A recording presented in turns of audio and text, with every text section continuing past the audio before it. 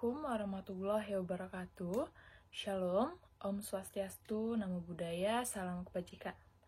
Perkenalkan, nama saya Septiana Luisa Silaban dengan NIM B1B222045. Saya merupakan mahasiswa Universitas Jambi dengan program studi Ilmu Politik, Fakultas Hukum, Angkatan 2022. Tujuan pembuatan video ini adalah untuk pemenuhan tugas ujian akhir semester mata kuliah politik representasi yang diampuh oleh Bapak Hatta Abdi Muhammad. Jadi di video ini saya akan menjelaskan dua negara yang berbeda. Yang satu adalah negara yang berhasil dalam menjalankan pemerintahannya, dan yang satu lagi adalah negara yang gagal dalam menjalankan pemerintahannya. Baiklah, sebelum saya masuk ke bagian negara yang berhasil dalam menjalankan pemerintahannya, saya akan menjelaskan dulu terlebih dahulu apa itu negara berhasil. Secara konseptual, sebuah negara dapat dikatakan berhasil menjalankan pemerintahannya apabila memenuhi beberapa kriteria fundamental yang mencakup berbagai aspek kehidupan berbangsa dan bernegara. Negara yang berhasil dalam menjalankan pemerintahan adalah negara yang mampu mengintegrasikan seluruh dimensi tersebut secara berkelanjutan. Bukan sekedar mencapai indikator tunggal, melainkan membangun ekosistem kehidupan berbangsa yang sehat, dinamis, dan bermartabat. Baiklah, masuk kepada bagian yang berhasil dalam menjalankan pemerintahannya, saya mengangkat negara Cina atau Republik Rakyat Tiongkok. Seperti yang kita tahu, Cina atau yang resmi dikenal sebagai Republik Rakyat Tiongkok adalah negara yang terletak di Asia Timur dan merupakan negara dengan populasi terbesar di dunia. Populasinya mencapai sekitar 1,4 miliar jiwa dan luas wilayahnya sekitar 9, juta kilometer persegi. Menjadikannya sebagai negara terbesar ketiga di dunia, Cina juga mengontrol semua aspek pemerintahan dan politik. Meskipun dikenal sebagai negara komunis, ekonomi Cina telah mengalami transformasi signifikan sejak reformasi ekonomi yang dimulai pada tahun 1978, menjadikannya sebagai salah satu ekonomi terbesar dan paling kompleks di dunia. Masuk kepada bagian sistem pemerintahan. Bagaimana sih sistem pemerintahan di Cina? Sistem pemerintahan di Republik Rakyat Tiongkok atau RRT adalah model otokratis. Bentuk pemerintahannya yaitu republik dan dengan bentuk pemerintahannya yaitu republik dan dengan kepala pemerintahannya yang dikepalai oleh Perdana Menteri. Ada pula bagian-bagiannya seperti bagian eksekutif, yaitu dipimpin oleh presiden sebagai kepala negara. Kekuasaan legislatif diwakili oleh Kongres Rakyat Nasional atau KRN yang merupakan lembaga tertinggi dalam sistem hukum Tiongkok, dan kekuasaan yudikatif dikelola oleh Mahkamah Agung Rakyat dan berbagai pengadilan rakyat di seluruh negeri. Selanjutnya, sistem kepartaian. Sistem kepartaian Cina didominasi oleh Partai Komunis Tiongkok atau PKT, yang merupakan satu-satunya partai yang memiliki kekuasaan politik. Meskipun konstitusi mengakui keberadaan 8 partai lain, seperti Liga Demokratik Cina dan Asosiasi Konstruksi Demokratik Nasional Cina, semua partai tersebut beroperasi di bawah kendali PKT dan tidak memiliki kekuatan yang setara. Istilahnya 8, maksudnya di sini adalah 8 partai tersebut tidak memiliki kekuatan di parlemen. Mereka hanya dikendalikan di bawah PKT. Sementara PKT mengatur semua aspek pemerintahan dan kebijakan negara, memastikan bahwa semua keputusan politik selaras dengan ideologi partai. Bisa dilihat di samping adalah struktur Partai Komunis Cina atau Tiongkok, di mana di situ terdapat dan terlihat sekretaris jenderalnya adalah Xi Jinping, yang dimana pada saat ini masih aktif sebagai presiden di Cina. Ada beberapa keberhasilan yang telah dilakukan Cina. Yang pertama itu adalah pertumbuhan ekonomi. Keberhasilan pemerintah Cina terlihat sangat nyata dalam berbagai aspek, salah satunya di bidang ekonomi. Secara ekonomi, tahun 2024 menjadi tahun yang krusial bagi perekonomian Cina. Dengan berbagai dinamika kompleks yang mempengaruhi proyeksi pertumbuhannya, berdasarkan data resmi dari Biostatistik Nasional Cina, pertumbuhan ekonomi diperkirakan meningkat pada kisaran 5%. Suatu angka yang relatif moderat, namun tetap menunjukkan ketangguhan ekonomi negara tersebut di tengah tantangan global saat ini. Selanjutnya yang kedua adalah pemerintahan yang kokoh. Tata kelola pemerintahan Cina merupakan sistem yang unik dan kompleks, yang telah berhasil mengantarkan negara ini menjadi kekuatan ekonomi global.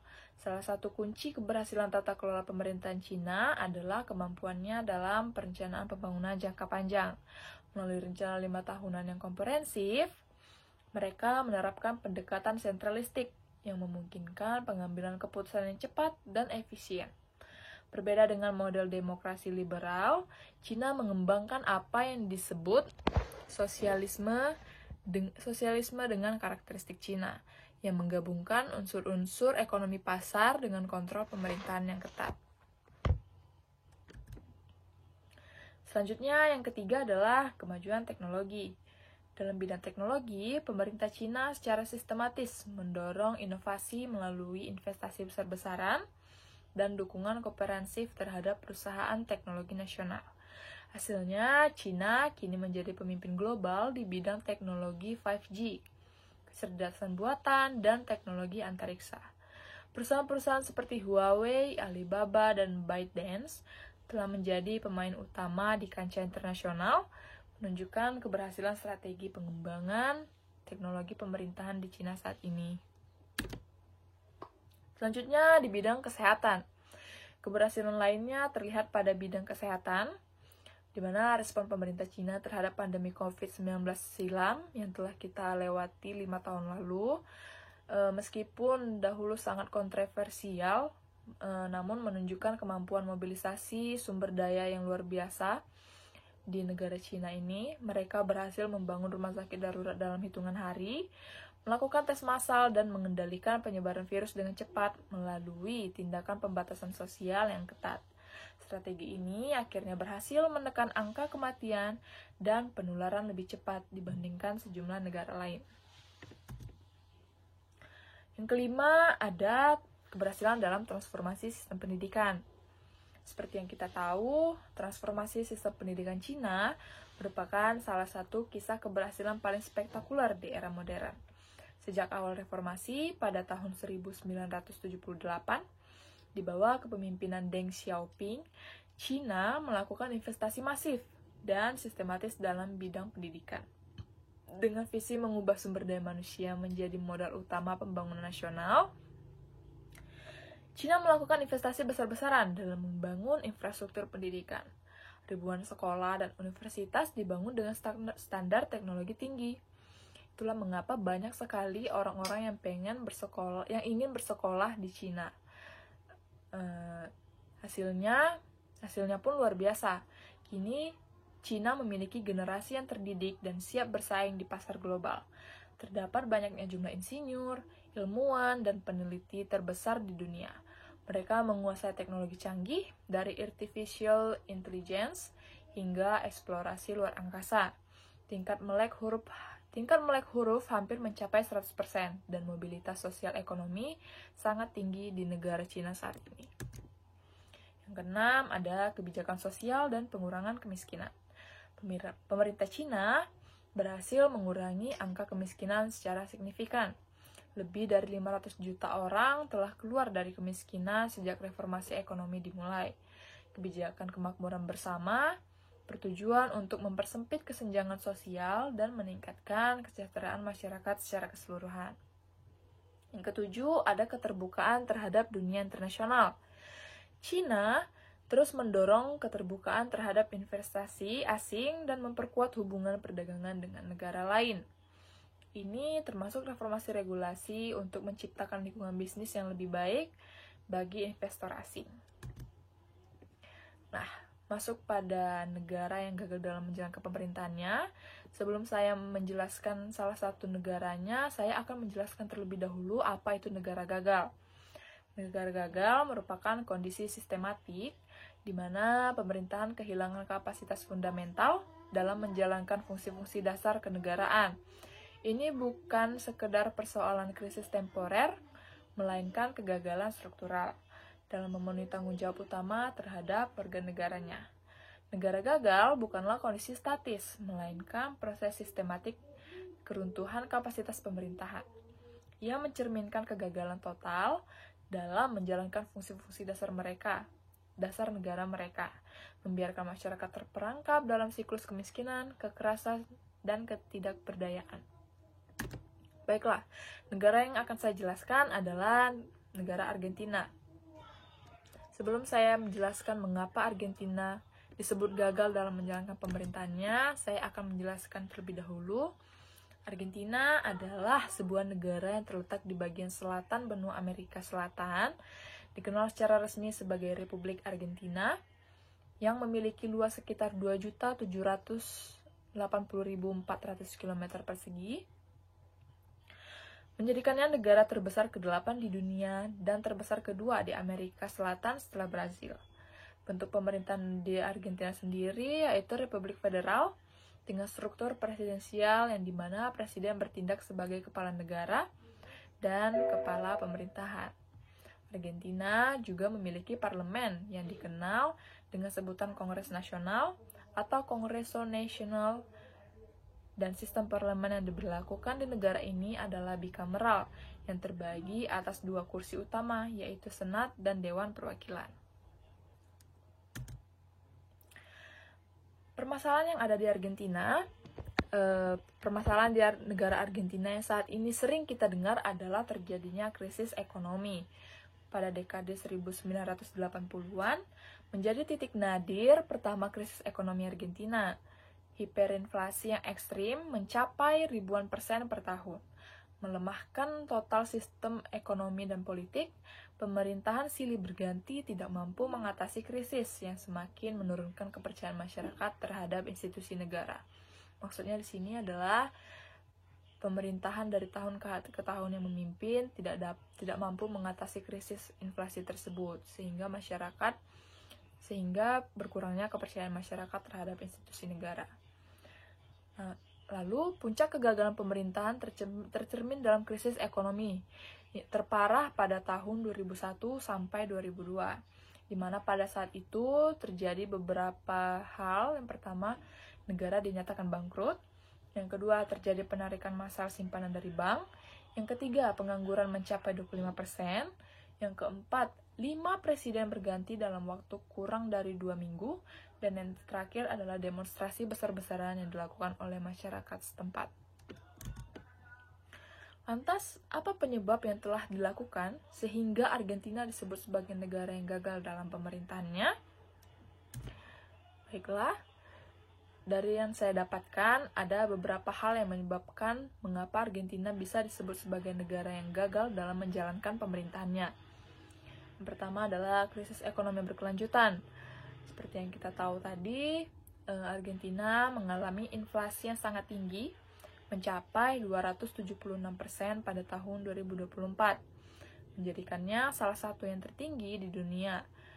Ini menyebabkan daya beli masyarakat menurun drastis dan meningkatkan angka kemiskinan hingga 57%.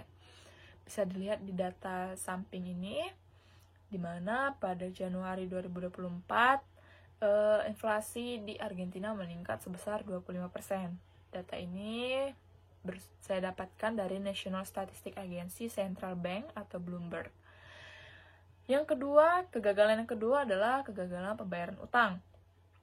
Sejak tahun 2001, Argentina telah mengalami gagal bayar utang sebanyak 9 kali, dengan 3 diantaranya terjadi dalam 2 dekade terakhir. Hal ini menciptakan ketidakpercayaan di pasar internasional dan meningkatkan suku bunga pinjaman. Yang ketiga, ketidakstabilan politik. Ketidakstabilan politik menjadikan salah satu permasalahan fundamental dalam sistem pemerintahan Argentina. Pergantian pemerintahan yang sering dan tidak terencana, disertai dengan tingkat korupsi yang meluas, telah melemahkan kredibilitas institusi demokrasi.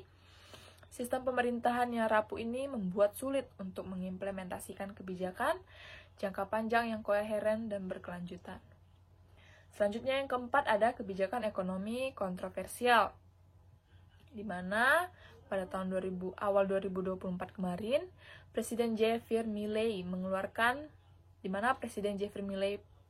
ini merupakan presiden yang masih menjabat pada saat ini, mengeluarkan dekret reformasi ekonomi. Dekret ini mencakup langkah-langkah drastis seperti pemotongan belanja negara dan penghapusan subsidi yang berpotensi memperburuk kondisi sosial. Pemerintahan Milei juga memangkas separuh kabinet dan menghilangkan sekitar 50.000 pekerjaan publik, yang menambah tingkat pengangguran di tengah krisis ekonomi. Akibatnya, kebijakan-kebijakan tersebut memicu protes besar-besaran dari masyarakat yang khawatir akan meningkatnya pengangguran dan penurunan standar hidup. Kerusuhan terjadi di berbagai kota dengan bentrokan antara demonstran dan polisi. Yang kelima adalah demokrasi yang lemah di Argentina. Ketidakmampuan membangun sistem demokrasi yang kuat menjadi akar permasalahan fundamental.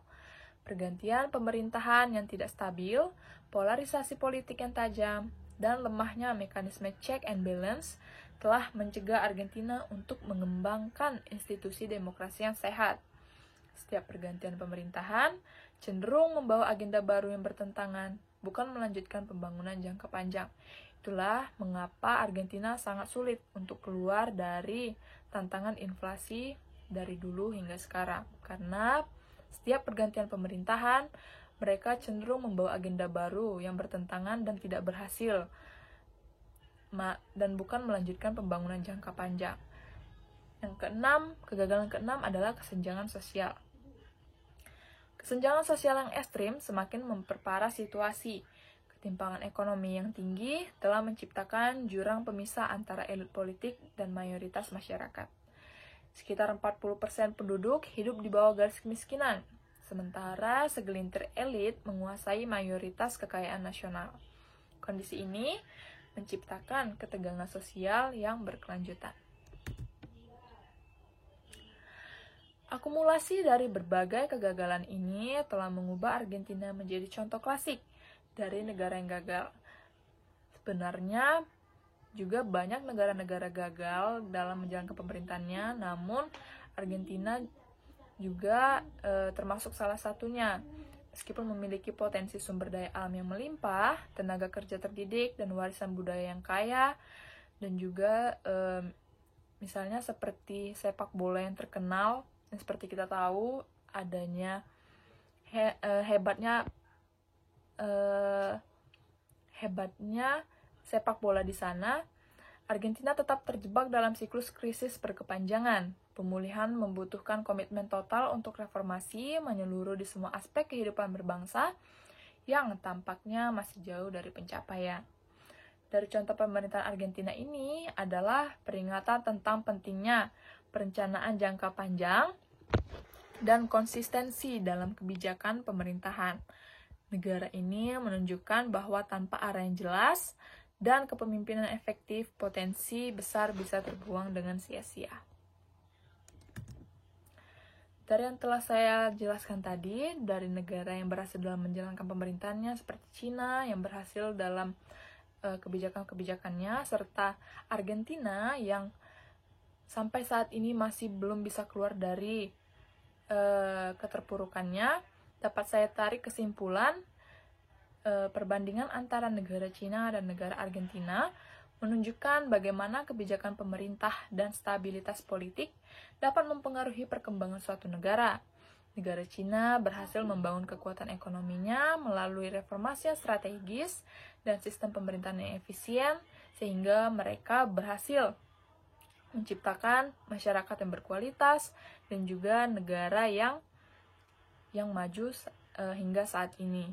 Sebaliknya pula, negara Argentina menghadapi tantangan besar akibat ketidakstabilan politik dan kelemahan institusi pemerintah yang mengakibatkan kegagalan dalam mencapai pembangunan yang berkelanjutan. Dan diharapkan Argentina dapat memiliki jalan keluar sehingga bisa keluar dari keterpurukan tersebut.